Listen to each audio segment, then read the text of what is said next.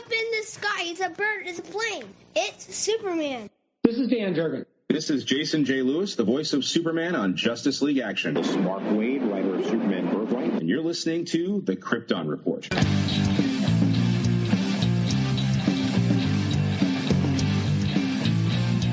The Krypton Report podcast is dedicated to all things Superman, Supergirl, and the planet Krypton. We discuss movies, TV, game, comics, and all things DC.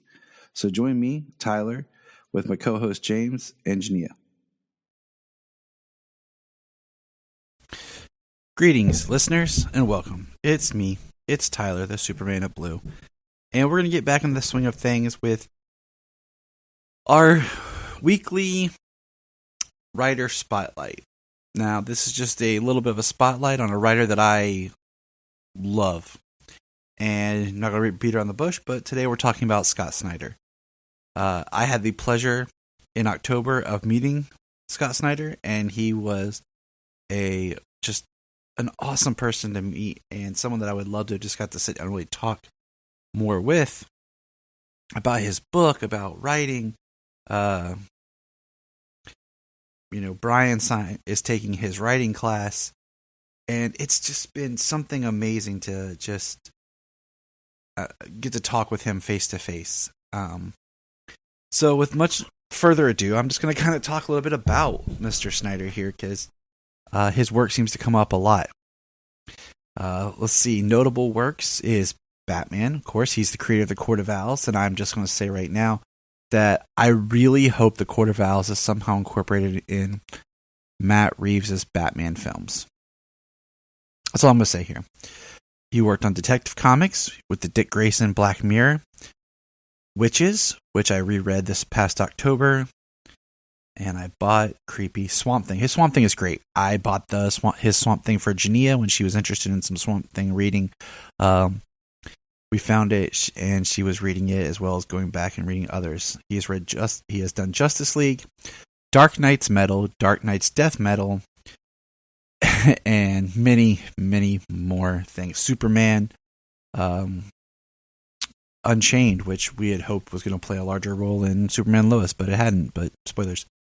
And American Vampire, which, if anyone has listened to my discussions over on World's Finest True Believer podcast, where I have been talking American Vampire, and will return at some point to discuss the second volume of Scott Snyder's American Vampire work. It is a great, great, amazing piece of just comics.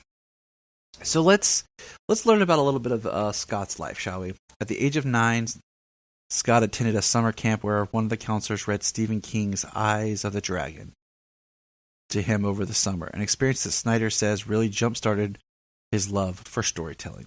He is also influenced by the writings of Dennis Johnson, Raymond Carver, Rick Bass, Joy Williams, Elizabeth McCracken, Stephen King, Tobias Wolff, and George Saunders. In comics, he has named Alan Moore, Frank Miller as his favorite writers. Snyder graduated from Brown University in 1998 with a degree in creative writing, and then worked at Walt Disney World for about a year. He initially worked as a custodian, but after he injured his shoulder and started to have some problems with his coworkers, he auditioned and worked as some of the characters. Snyder's Disney World stint strongly influenced his writing, he later recalled. It did a world of good for my writing.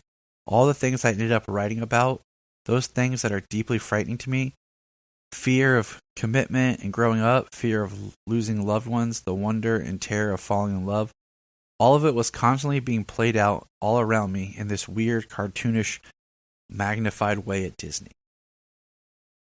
It's pretty crazy, not gonna lie. His first collection of stories, Voodoo Heart, was published by the Daily Press in June of 2006. The collection received starred reviews from Publishers Weekly and Booklist, and was a Kirkus Review Hot Debut of the Year. The New York Times published a positive review by author Andrew Sean Gray in the Sunday Book Review. Stephen King picked up 2 of the included stories, Wreck and Dumpster Tuesday, for the 2007 The Best American Short Stories Anthology. In 2008, Snyder wrote a short story called The 13th Egg for the anthology Who Can Save Us Now? Brand New Superheroes and Their Amazing Short Stories. Snyder taught writing at New York University, Columbia University, and Sarah Lawrence College. It's pretty impressive, I will say. Voodoo Heart is a book that I want to get and read. Just trying to keep up on Snyder's comics itself. Recently, Brian and I went up to Pack Rat Comics here in Ohio, and Brian picked up his one of his IDW works, and I want to pronounce it correctly. So just give me a second so I can say it without screwing it up. So ready? Here it comes. Because Noctera. I'll be honest, I was jealous that Brian got it and I didn't have the money with me at the time because I really wanted to get it. And that's at Image. I'm sorry, I apologize. I said IDW. He has done things for IDW. And I would check out his online presence because it's amazing just how much stuff he has going. I try to read everything I can, and it can be overwhelming just because he's constantly writing. I have read most of his DC stuff. I can say that. I don't think I've read it all because there's always something that slips by me. But it happens. So let's see. Comics. In 2009, Snyder began writing for Marvel Comics. His first foray in the genre was a one-shot focusing on the first Human Torch, part of Marvel's 70th anniversary celebrations. He later wrote the 4-issue miniseries Iron Man Noir, which debuted in April of 2010. Vertigo began publishing American Vampire, Snyder's first creator-owned ongoing series, which we touched on. I highly recommend picking that up and just reading it straight because it is amazing. The first 5 issues feature an original storyline by Stephen King. American Vampire won the 2011 Eisner Award for Best New Series as well as the 2011 Harvey Award for Best New Series. His run as writer of Detective Comics began with issue 871 in January of 2011, which marked the beginning of his exclusive contract with DC. He and Kyle Higgins wrote Batman Gates of Gotham miniseries, which debuted in May of 2011. That was a very good miniseries. I recommend checking that out as well. Beginning in September, Snyder became the writer of both Batman and a new Swamp Thing ongoing series as part of the New 52. DC's company-wide relaunch of all of its titles. The Snyder began creating series was critically and fan acclaimed, reinventing classic characters for DC then and now. Snyder later became a co-writer for Talon, which was a spin-off of the Court of Owls. And here is something that, when I got to speak with Mr. Snyder, was that the whole Court of Owls story was supposed to be a Dick Grayson Batman story. But with the New 52, when they went back to being Bruce, he had to recalibrate the story. And then a lot of his plots and devices and growth and character development, everything that he had planned with Dick Grayson, he actually shifted and gave to Kyle Higgins to use in his Nightwing run because it was all tied in as part of this magnum opus that the Court of Owls was, that he was unable to do because Dick Grayson was no longer Batman. Very interesting. Also, it's also interesting that if you just were to read his Batman, that his Batman run into all the different kind of sections of Batman that he's done, like Last Night on Earth, Dark Knight Metal, Death Metal, it's all kind of one Batman.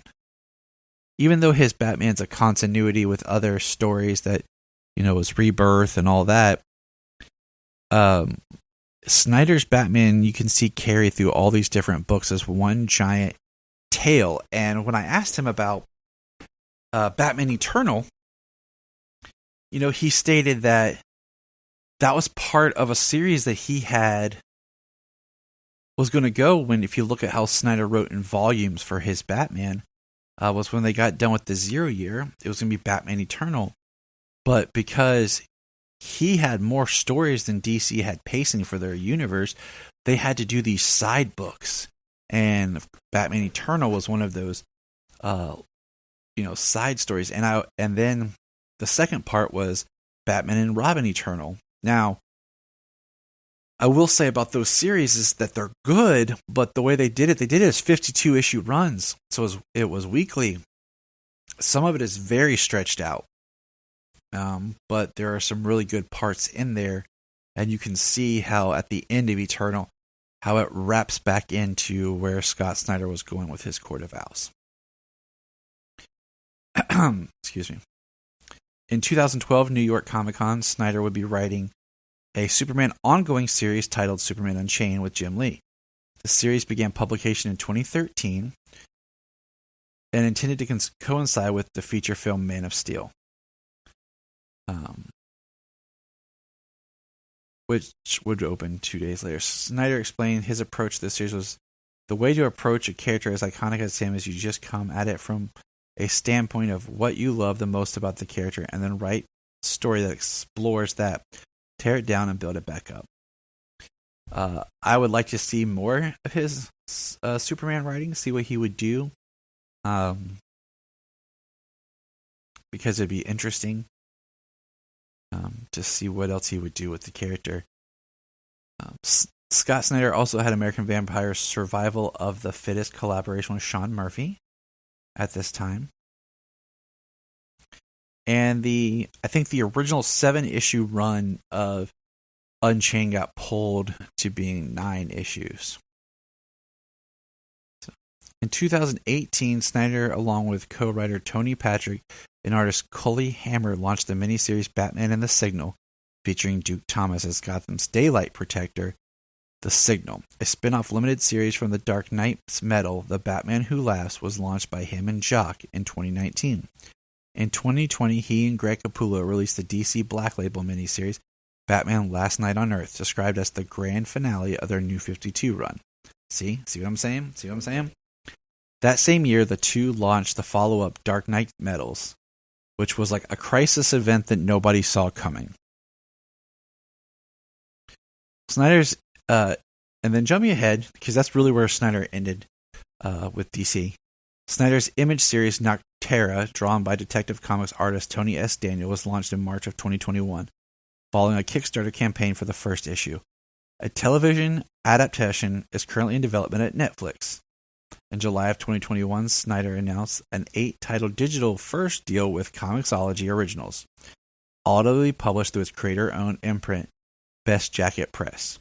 The first 3, We Have Demons with Greg Capullo, Clear with Francis Manapul, and The Night of the Ghoul with Francesco Fraviella, debuted in October of 2021. Snyder, also, there is talks that somewhere they're looking at producing a Witches film or TV series based on his work. Snyder has a wife named Jeannie and 2 sons named Jack and Emmett. In 2019, Snyder announced they were expecting another child in May. Their son, named Quinn, was born May 4th, 2019. Scott Snyder is definitely he is one of the greats. I will say, as just reading comics, he's one of those names that'll always be around for a long time. He has an impressive resume of books. He has an impressive resume of awards, and I don't really think that he'll kind of fade. He'll be remembered as one of the great writers that we talk about that's used in a lot of common, they mentioned Alan Moore and Frank Miller. I think Snyder will be in a breath with those writers. So that was my spotlight here, just kind of touching on Scott Snyder. We are going to be diving into his 0 year, and we'll be talking about that here soon, because of, I think, the influence that is in that book and what may be coming. But that's it. Hey, that's just me and a quick episode here. Hit up your local comic book store, find something written by Scott Snyder, from superheroes to supernatural creatures and horror. Find something, read it, and enjoy. And remember, look up in the sky. I want to invite you to check out the Krypton Report Patreon. For $1 a month, you can hear exclusive content. We have discussions on movies or other comics or stuff that's going on in pop culture. We have guest appearances, and we have plenty of fun times. We also have movie commentaries that we like to do. It's one of our favorite things to do. So check that out. It's just $1 a month. It's chump change, it just helps us keep the podcast going. We're not here to make, money off and get rich. It's just nice to have a little help, to pay the bills here. So $1 a month, come join us on our Patreon. Krypton Report, patreon.com. And if you want to have a good time, keep listening to the Krypton Report. If you're enjoying this podcast, here's some of our favorite podcasts to check out. Digging for Kryptonite, The Aspiring Kryptonian, Superman the Animated Podcast, The Last Sons of Krypton, The Geek of Steel, the All-Star Superfan Podcast, It All Comes Back to Superman, and Superboy Legacy, Supergirl Radio, and of course, always hold on to Smallville. Check all those out, enjoy those supercasts, and remember, keep listening. The Krypton Report is a Tears production. We thank you for listening and enjoying, and please support us on our Patreon account, our TeePublic store, and check out our social media. Always remember to look up in the sky.